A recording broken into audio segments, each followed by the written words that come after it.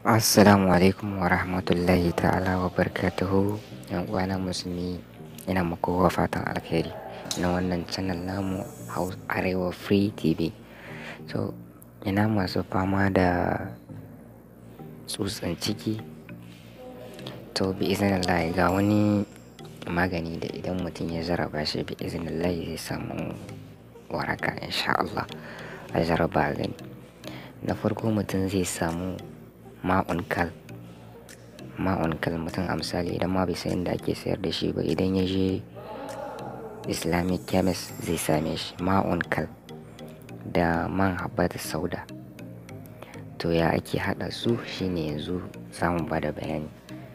Za ka samu kofi tun da safe ka zuba ma'un kal cokali guda ko shiya guda ma'ana ta cin abinci babban nan.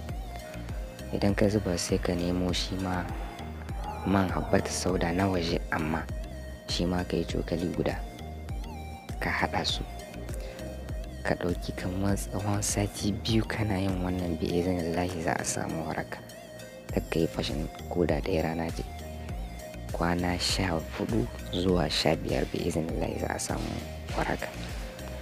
Idan yaro ne kuma yara ƙanana haka 'yan shekara kaman 6, 5 zuwa 10 ma haka, su kuma ana iya samun rabin cokali kowane rabin cokali ana zuba musu suna sha tsawon kwana 15 bi iznillah za a samu sauƙi. Allah ya bamu sa'a. Kar da ku manta ku danna mana subscribe da ƙararrawa, ku yi mana like. Za mu dinga kawo muku insha Allahu kowane lokaci muna tare da ku. Mun gode.